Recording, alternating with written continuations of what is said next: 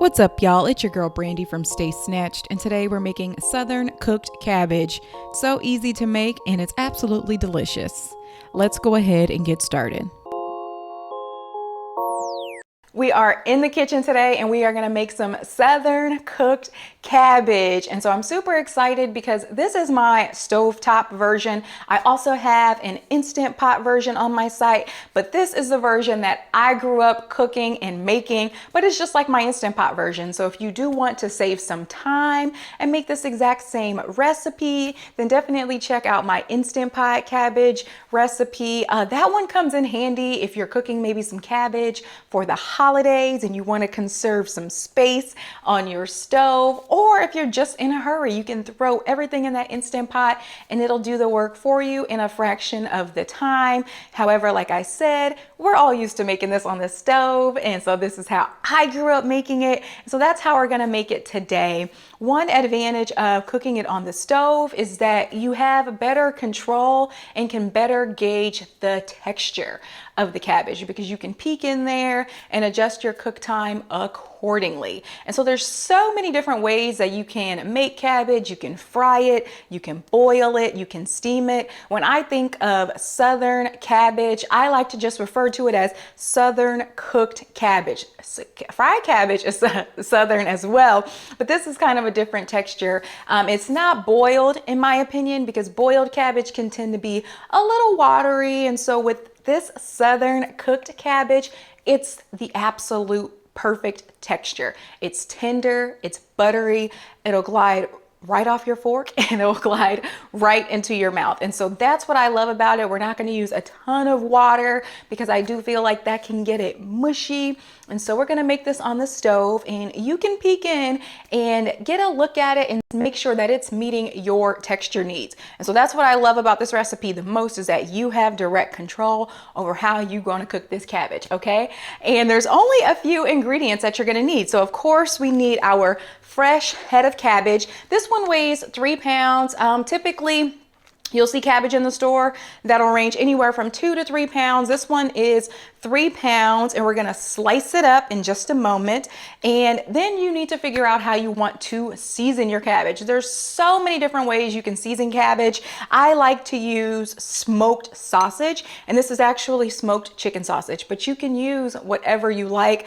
You can use bacon. So when I make my fried cabbage recipe, I like to use bacon. You can use bacon in this recipe as well. Any type of smoked meat is gonna provide you a mince flavor. Like if you wanna use a smoked turkey leg, a smoked turkey wing, a smoked turkey neck. If you want to use a ham hock, you can do that.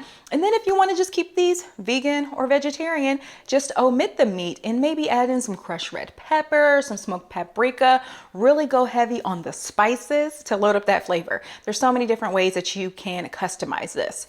I also have some butter. So when I talk about that buttery tender texture, that butter helps go to work with that here too. And obviously butter is going to provide some flavor. So I have 2 tablespoons of butter as well.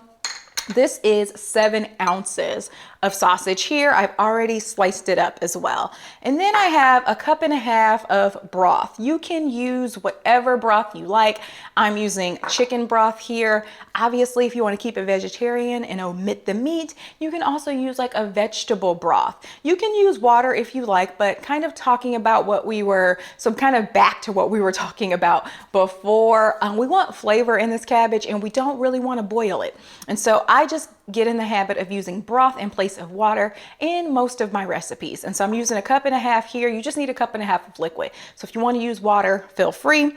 Then I just have 2 minced garlic cloves and just a little bit of salt and pepper, y'all. So what I like to do is first cook up the recipe with the sausage, which is going to provide a ton of flavor. I don't even put any other spices in here outside of just a little bit of salt and pepper because this smoked sausage goes to work. However, if you find that you need more flavor, if you want to throw in a little bit of your favorite all-purpose seasoning, whatever you want to do, have at it. It will work wonderfully in this recipe. However, I just recommend cooking it on the stove, getting everything nice and tender.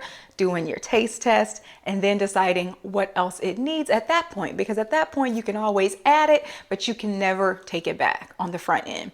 And so that's it, y'all. That's it for the ingredients. Let's go ahead and get started whipping up this cabbage. So first I have a head of cabbage here. It weighs about 3 pounds, and I'm gonna slice this in half first. Be sure to use a sharp knife. It can be difficult to slice through that. Then once you've got it sliced in half, you want to remove the core from both of those wedges.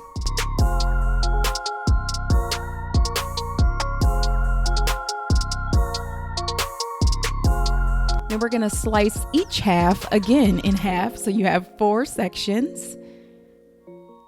And once you have your 4 sections, you can then slice the cabbage into strips.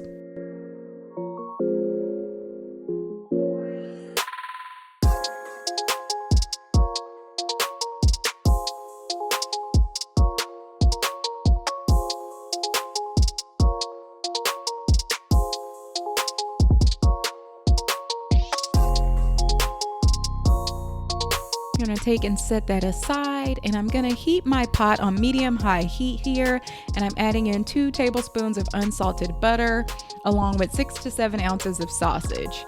I'm going to cook that for 3 to 4 minutes until that's cooked through, and then add in 2 minced garlic cloves. Once that's nice and fragrant, I'm going to pour in 1.5 cups of chicken broth here.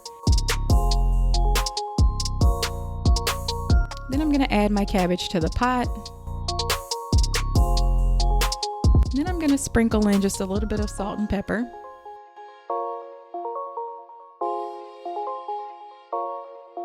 And I'm going to reduce the heat on this to low, put the lid on that, and let it simmer. I like to let mine cook for 25 to 30 minutes because I like tender cabbage.